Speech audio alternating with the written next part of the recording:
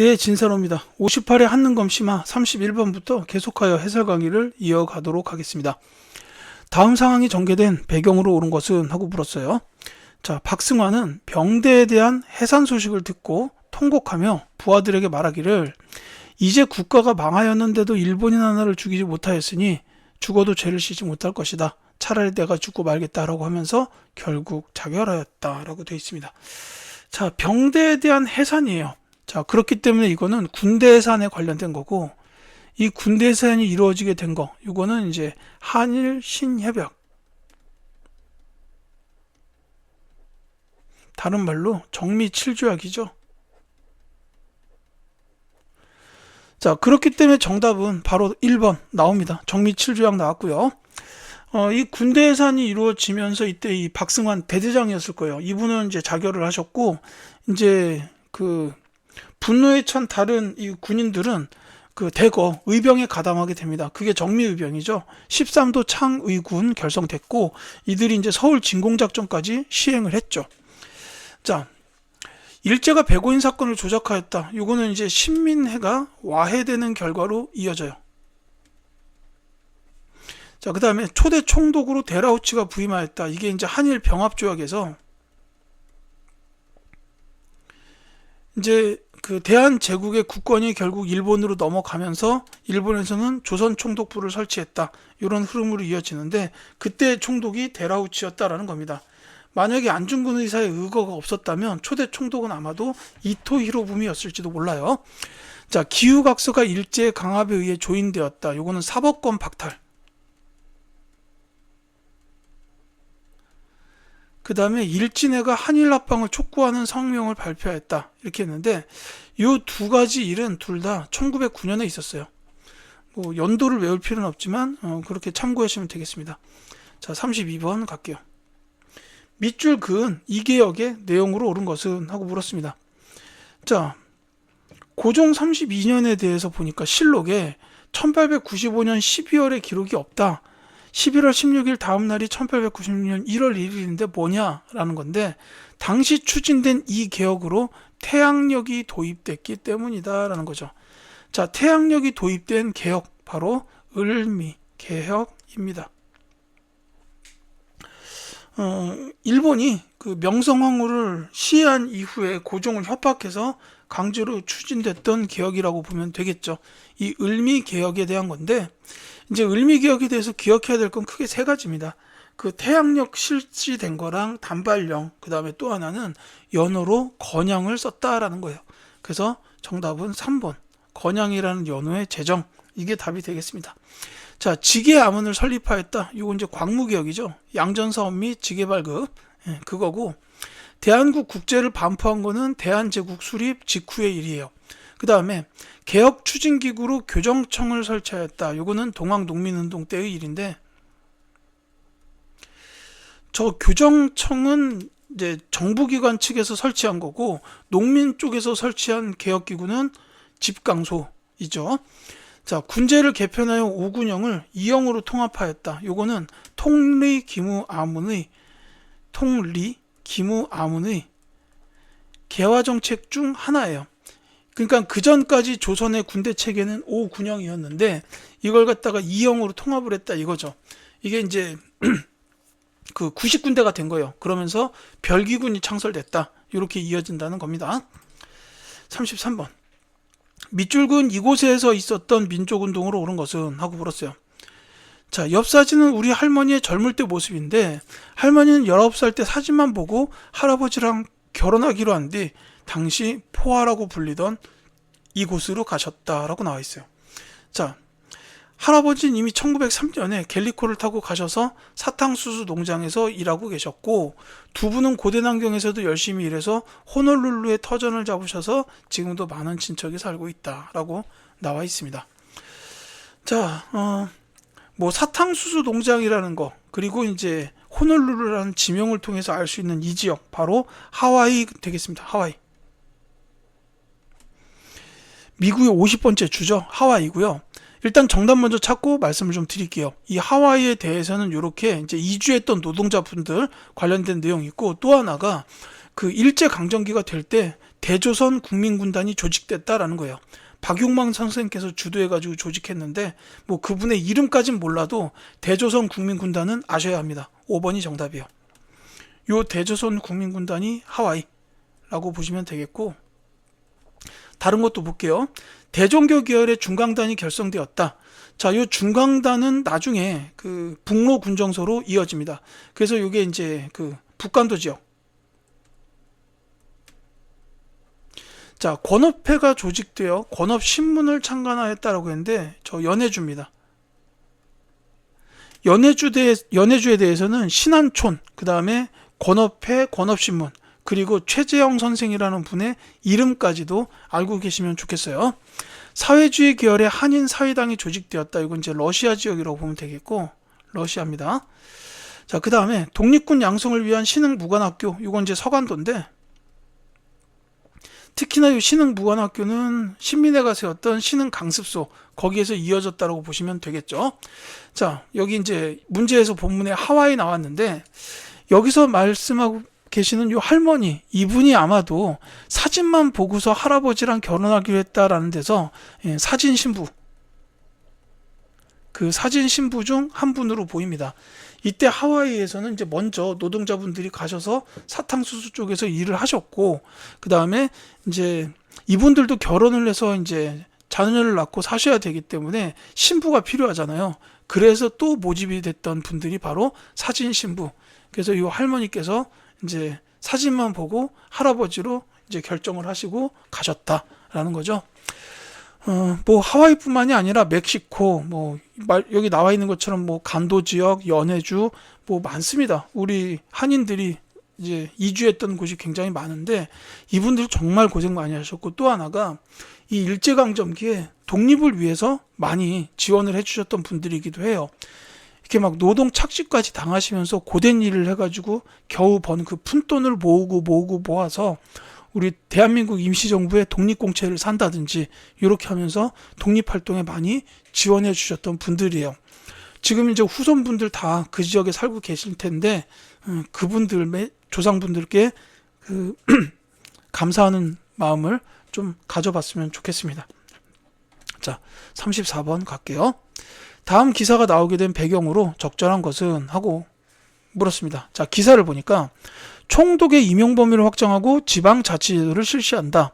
이로써 관민이 서로 협력일치하여 조선에서 문화적 정치의 기초를 확립한다.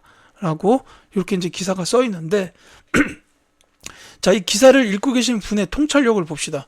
아무리 그럴듯하게 내세워도 이러한 통치 방식은 결국 우리 조선인을 기만하는 거야 라고 되어 있습니다. 대단한 통찰력을 갖고 계시죠?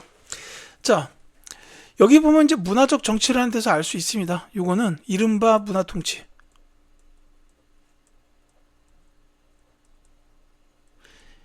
일제는 문화 통치라고 주장하지만 우리 입장에서는 이제 그것만으로 해석할 수는 없다는 거예요. 그거는 이분께서의 그 생각이 딱 맞습니다. 이 이른바 문화 통치를 통해서 일제가 추구했던 방향이 뭐냐면 조선인끼리 그 내부 분열, 그리고 이제 기만하게 만드는 이런 통치예요. 그래서 이게 이제 이른바 문화 통치에 대한 표면적인 것과 본질적인 것, 이게 이제 다 나와 있다라고 보시면 되겠습니다. 배경을 물어봤죠. 이 이른바 문화 통치를 시행하게 된 배경을 찾으면 됩니다. 이건 어렵지 않죠. 3.1운동 때문이에요. 1번이 정답입니다. 그러니까 3.1운동의 영향으로 이른바 문화 통치가 시행이 된 거고, 이제 바꿔 말하자면 이른바 문화 통치가 시행된 배경이 3.1운동이었다고 보시면 되겠습니다. 자, 조선 사상범 예방 구금령이 시행되었다. 이건 1940년대인데 이것도 웃기죠. 지나가는 사람을 봤더니 독립운동할 것처럼 생겼어요. 그럼 불러다가 야, 너 독립운동가지? 아닌데요? 독립운동 하려고 그런 거 아니야. 너 감옥에 좀 들어가. 뭐 이런 거예요 지금.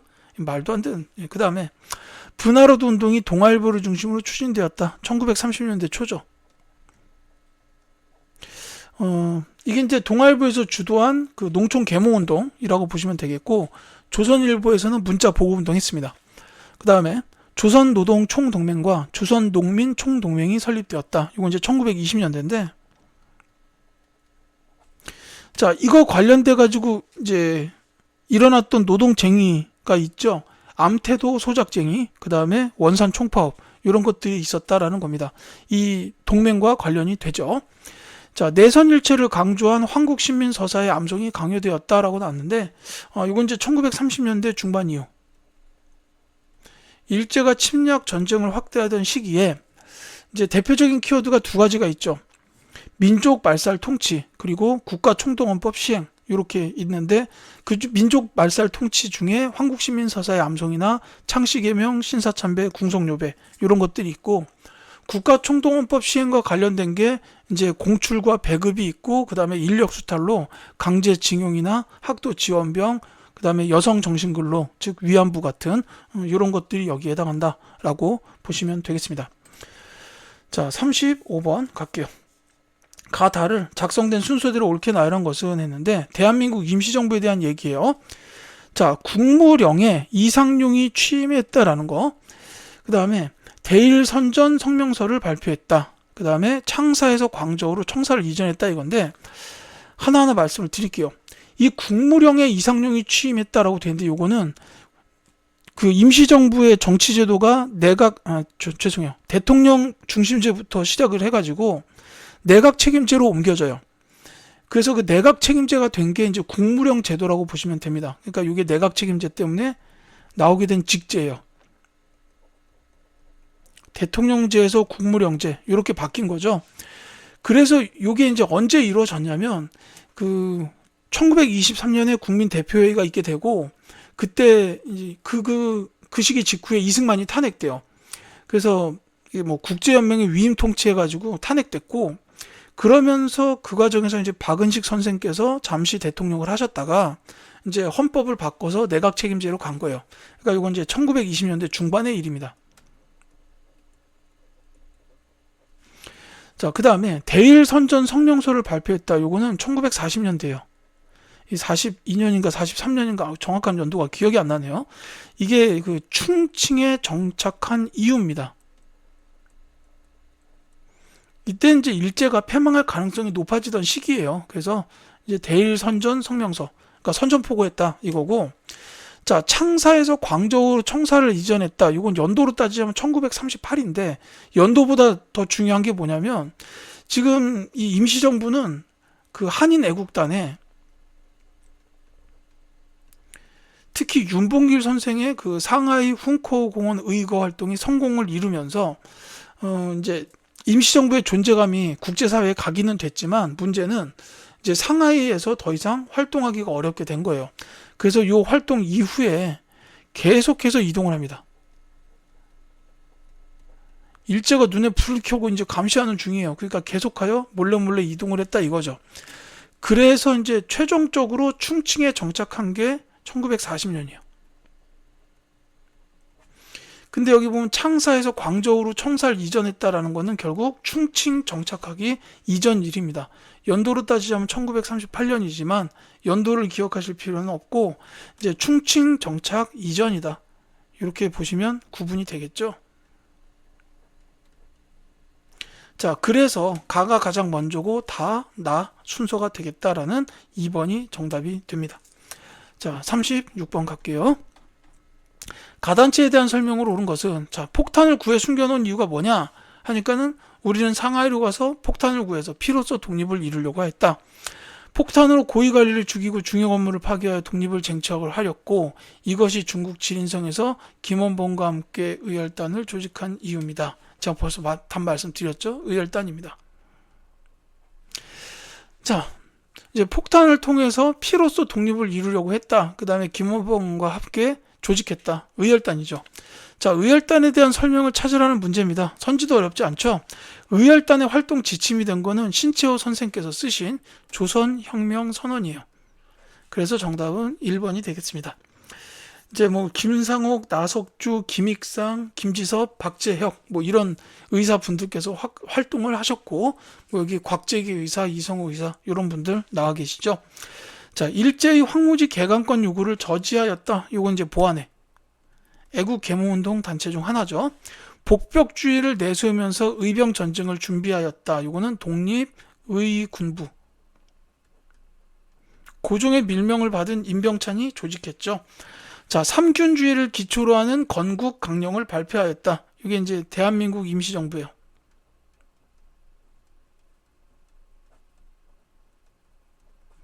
자, 그 다음에 단원인 이봉창이 일왕의 행렬에 폭탄을 투척하였다가 아까 말씀드렸던 한인 애국단. 이봉창 선생의 그 도쿄 일왕의 행렬에 폭탄 투척한 거랑 윤봉길 의사의 그 상하이 훈코공원에 폭탄 투척한 거랑 이 두 가지는 기억해 두시기 바라겠습니다. 자, 37번. 밑줄 그은 시기에 시행된 일제의 정책으로 옳은 것은, 자, 나가사키에 원폭 희생자 위령비가 세워졌다 이거죠. 대한민국 제1본 대한민국 민단 주도로 나가사키에 세워졌다.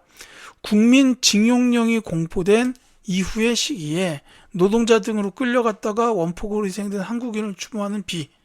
자, 제가 앞선 문제에서 잠시 말씀을 드렸어요. 그 한국시민 서사의 암송 얘기 나왔을 때 말씀드렸던 게 이 시기가 바로 그 1930년대 중반 이후를 말합니다. 그 국가총동원법과 관련된 키워드로 이제 강제징용이나 그 인력수탈, 여성 정신근로 뭐 이런 게 있다고 했죠. 그러니까 이때가 이제 민족말살 통치, 또 하나가 이제 국가총동원법, 이렇게 두 가지 정도를 같이 기억해 두셨으면 해요. 자, 이 시기에 일제의 정책으로 옳은 것을 찾아라 라고 했습니다. 정답을 먼저 말씀을 드릴게요. 애국반을 조직하여 한국인의 생활을 통제하였다라는 겁니다. 요 애국반이 1930년대에 조직된 그 한국인 통제 기관이에요. 그러니까 지역별로 있었던 그런 한국인 통제 기구다. 이렇게 보시면 되겠습니다. 그리고 이제 뭐 몸빼라는 단어도 요 국가총동원법과 관련해서 다른 건 다 말씀을 드렸고, 몸빼라는 것도 기억해 두세요. 이게 굉장히 편한 바지잖아요. 이걸 이제 여성들한테 많이 입혔던 게, 야, 편한 바지 입었으니까 일이나 많이 해라, 이런 뜻이라고 보시면 됩니다. 참, 예. 자, 강압적 통치를 목적으로 헌병 경찰 제도를 실시하였다. 이거 1910년대죠. 사회주의자를 탄압하기 위한 치안 유지법 제정 1920년대. 그 다음에 회사령을 공포한 거 1910년대. 토지조사 사업 마찬가지로 1910년대입니다. 몇 년대인지 정도까지는 기억해 두셨으면 좋겠어요. 38번 가겠습니다. 자, 이 부부의 활동에 대해서 말씀해 주시겠냐? 가에 대한 설명이죠. 자, 두 사람은 지청천을 총사령관으로 하여 충칭에서 창립된 가에서 첩보 담당 및 주석비서로 활동하였다. 오희영은 부모와 동생이 모두 독립운동가다라고 있어요. 사실은 지청천이 총사령관이었던 부대가 두 개가 있어요. 예. 이 장군께서 총사령관을, 그러니까 지휘하셨던 부대가 크게 두 개인데, 한국 독립군, 이게 이제 1930년대예요. 근데 이거는 지역적으로 보면은 그 북만주 지역. 그 다음에 또 하나는 이제 한국 광복군.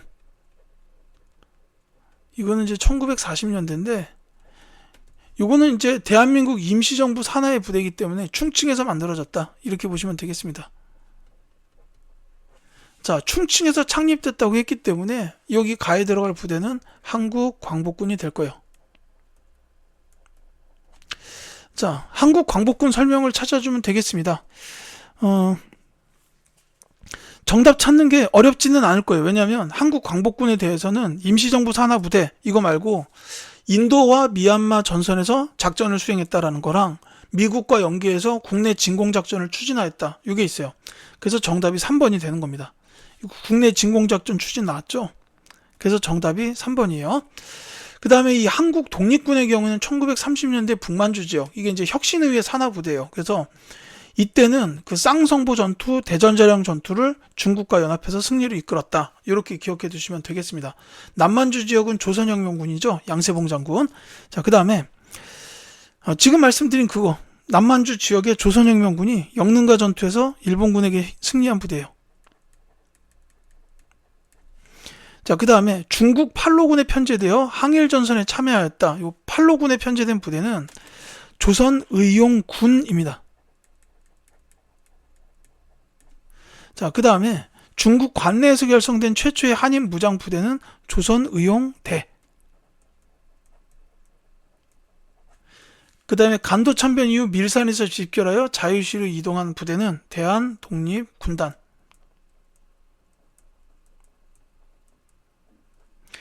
자, 1938년에 조선의용대가 중국 관내에서 결성이 됐고, 이게 이제 두 세력으로 나눠져요. 화북 세력은 조선의용군으로 바뀌고, 잔류 세력은 대한민국 임시정부의 한국광복군에 편입이 된다. 요 흐름도 같이 기억을 해두셔야 이런 문제를 좀 수월하게 풀 수가 있겠죠.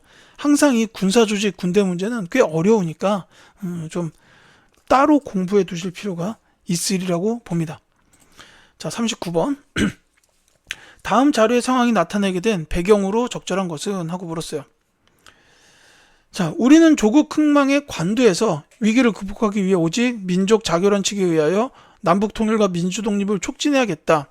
우리 민족자주연맹 중앙집행위원회는 김구 선생과 김규식 박사의 제안에 의하여 실현되는 남북 정치협상을 전적으로 지지하며 아울러 그 성공을 위하여 적극적으로 협력할 것을 결의한다 라고 되어 있어요.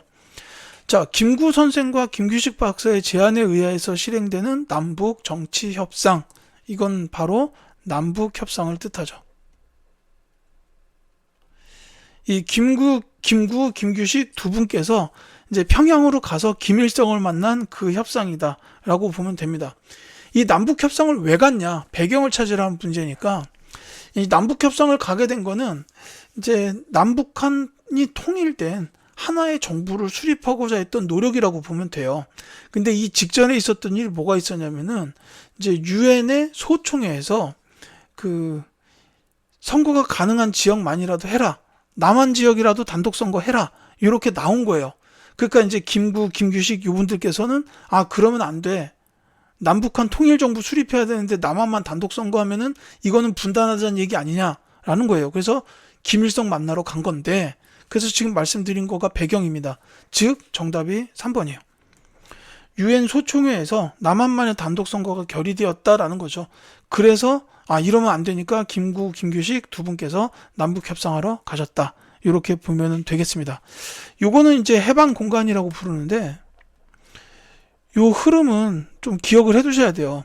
그러니까 광복되자마자 1945년 8월 15일부터 1948년 8월 15일까지 그때 3년 기간에 있었던 일을 좀 간략하게 정리를 좀 해보겠습니다. 요건 좀 지울게요. 자, 이게 처음에 이제 광복이 되자마자 있었던 일이에요. 38도선이 설정되고, 이제 미국이 남한 쪽에 군정으로 들어오고, 그 다음에 이제 소련이 북쪽으로 들어오죠. 그리고서 이제 모스크바 3국 외상회의, 이게 이제 열립니다. 여기서 이제 한반도 문제는 미소공동위원회에서 세부적으로 논의라 해가지고 1차 미소공동위원회가 열려요. 자, 근데 요 1차 미소공동위원회가 결렬이 됩니다. 무기한 결렬이 돼요. 휴회가 됩니다. 그러니까 이거 분단되는 거 아니야 해가지고 일어났던 게 좌우합작 운동이에요.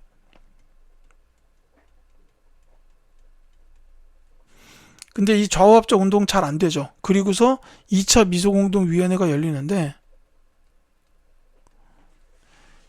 이것마저도 결론이 나질 않아요. 결국은 이제 최종적으로 결렬됩니다. 그러니까 이 문제가 유엔 총회에 제안이 돼요. 그러면 좋다. 이제 총선거를 하기 위해서 그 임시위원단을 보내자. 이게 이제 결의가 돼가지고 그 임시위원회가 나옵니다. 유엔 임시위원회. 이 위원단이 우리나라를 방문을 하는데, 이때 소련에서 입국 거부해요. 야, 북쪽으로 들어오지 마 하니까 이제 소련에선 거부를 하고, 이제 미국 군정 쪽에서는 들어와라 해가지고 남한 쪽은 이제 보게 되죠. 그러니까 이게 유엔 소총회 결과 남한 단독 선거가 결정이 돼요. 그리고 여기서부터 이러면 안 돼 해가지고 김규식 선생께서 남북 협상을 벌이게 됐는데, 이게 뭐 이렇게 좋지 않습니다. 그래서 결국은 50총선거, 그리고 대한민국 정부가 수립되죠. 이게 1948년 8월 15일입니다. 그리고 대한민국 정부가 수립이 되니까 이제 북한에서 9월 9일 날 이제 바로 김일성 정권을 수립하게 되는 이런 흐름으로 이어져요. 좀 길죠? 긴데 이 흐름을 좀 기억해 두셔야만 이 배경이나 결과를 이해하실 수가 있으니까 제가 좀 길어도 정리를 한 겁니다. 자, 40번 갈게요. 가나 사이의 시기에 있었던 사실로 옳은 것은? 하고 물었습니다. 자, 군사적 안전보장 입장에서 볼 때 태평양 지역 정세 및 이 지역에 대한 미국 정책은 어떠냐? 태평양 지역 방위선은 알류샨 열도에서 일본을 거쳐 오키나와 필리핀 군도로 이어진다. 자, 요게 뭐냐면은 에치슨 라인이에요. 그러니까 미국의 극동 방위선인데, 자, 태평양 지역 방위선을 봤더니 보니까 일본, 오키나와, 필리핀 군도 지금 우리나라 빠졌어요. 이게 그래서 6.25 전쟁의 배경이 됩니다. 요게. 자, 그 다음에 상호적 합의에 의하여 미합 중국의 육군, 해군, 공군을 대한민국 영토 내와 부근에 배치하는 권리를 대한민국은 허락해주고 미합 중국은 수락한다. 이렇게 나왔어요. 이거는 한미 상호 방위조약입니다. 주한 미군 주둔을 공식화한 조약이죠.